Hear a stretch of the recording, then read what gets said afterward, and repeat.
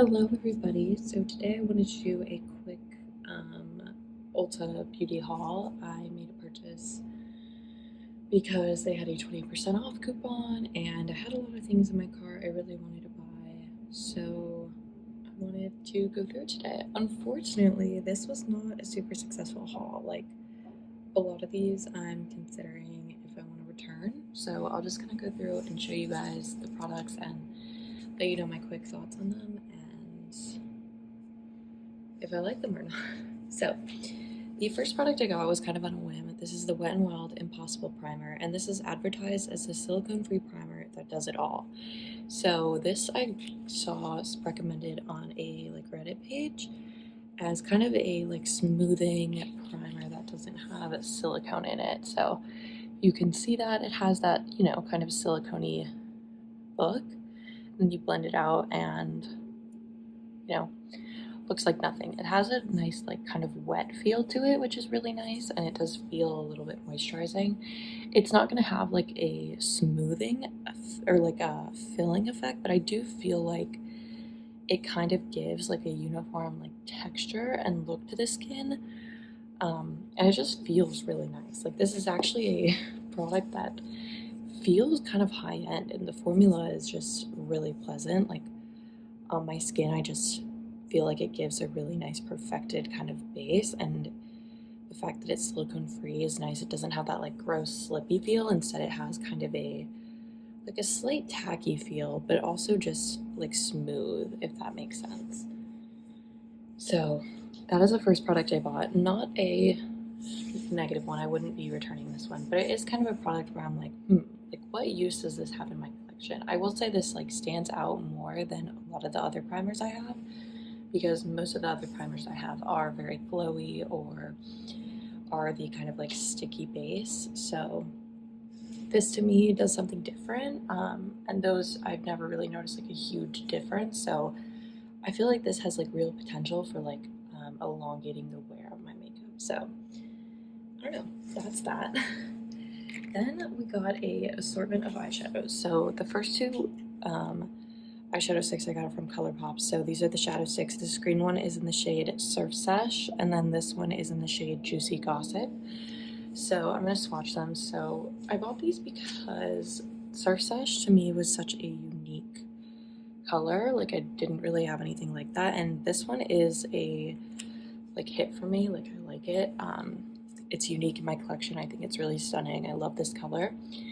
The other one in Juicy Gossip I bought because I thought it was going to be kind of a light pink, bubblegummy pink, and it kind of looks like that, but I think I'm going to try and get this to focus. I think the issue with this one is it has a lot of shimmer pinpoints that make it look kind of like those pink purpley blue colors, if that makes sense. And it's funny, the next sort of products coming in are very similar to this, and I just don't think this one does it as well as them. So if I'm able to return this, I would like to, because it's really not a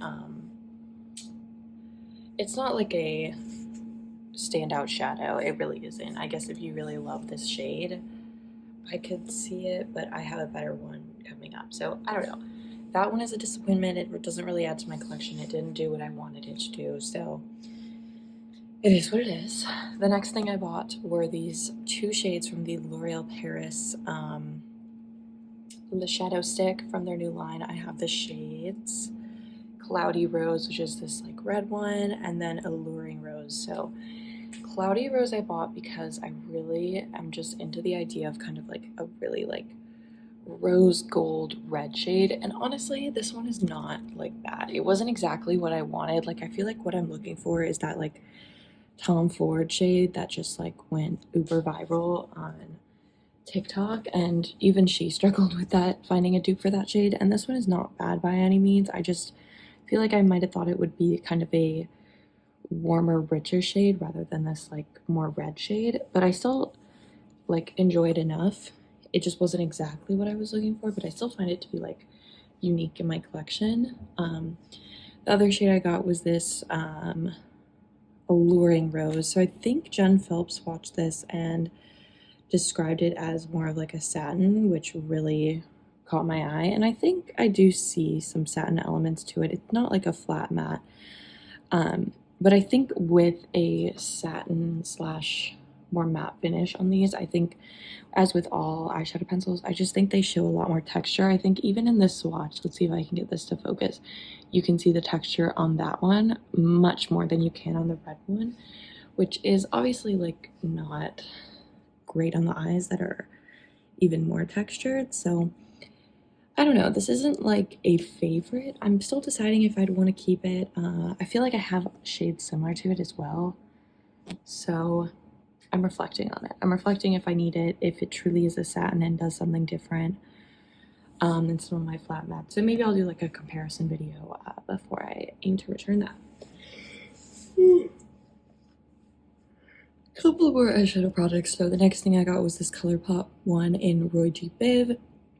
This was again one of my attempts to get that like super, you know, warm red toned shade that, again, I feel like I was looking for that really popular Tom Ford look. And this is what it swatches, and honestly this just isn't for me. It's too glittery. It's not colorful enough. It looks like any other rose gold shade, if I'm honest.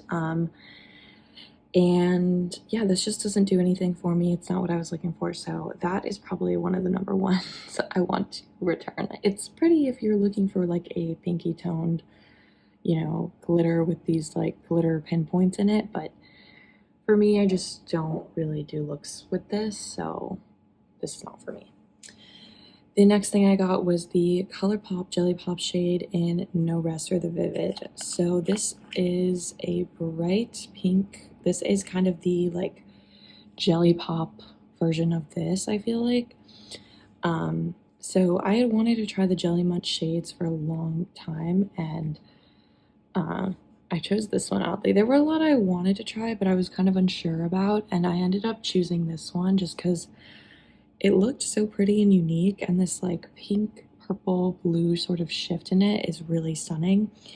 When I first got it, I was like, shoot, like one, it felt very similar to the effect given by the other shadow stick, and two, I was like, ugh, you know, when am I gonna wear this? You know, a bright pink with this intense shift. Again, I think I was probably expecting like a really more so bright pink while this has that shift, but on the eyes, I find this to be really beautiful. Like it just gives a like beautiful wash of this color. It's definitely vivid for sure, but it's not gonna look super glittery or super like metallic. It just gives the effect on the lid in a really beautiful way, and it reminds me a lot of like the REM liquid shadow that's very popular that has those really fun glitters. I feel like this is similar. So if you're into just kind of like a fun look, like for parties, raves, Halloween, I don't know, going out, I just feel like this will be really fun. And it's definitely one I like am happy to keep. The only thing about this formula I've heard is that it can dry out. So I'm taking that seriously, keeping this on. So there we go. Next we have this L'Oreal Lumi Lay Liquid Blush, and this is in the shade Glowy True Rose. So I hadn't seen many reviews of this, but I wanted to try it because especially the glowy shades, I thought might be a dupe for the Pillow Talk sort of glowy pinks, and I honestly think it kind of is. Let's see if this is like, you can see the glow in this, and it blends out to this really pretty glowy pink. I think it's probably a little more glittery than the Pillow Talk one, but I think this is a really good alternative. I've been enjoying using it, and it does give that like Pillow Talk look I'd been wanting to try, and I'm just not paying like 60 bucks for. So yeah, this is fun. I don't have a lot to say about it, but I think it was kind of what I expected. Yeah, so I'm having fun with that. And then the last product I got is the Essence Extreme Shine Volume Lip Gloss, and this is in the shade Flower Blossom. So it's just a beautiful light pink lip gloss, and it does have that cooling, plumping effect. I think this was recommended by shoot, her name is literally slipping my mind right now for no reason, but it was recommended as just like a milky lip gloss, and it's exactly that. There is a bit of shimmer in it, but you really don't see it on the lips, and it just adds like a slight milky tint without looking like you have like a light pink gloss on, because I feel like a lot of people can understand that it looks kind of weird if you just have like a really light pink super pigmented gloss on. Like this just gives the perfect wash of color. And yeah, so I've been enjoying it. I like the plumping effect. It's comfortable, it smells good, so overall positive. So this is my haul. So I would say the products I would like to return are going to be this one and this one.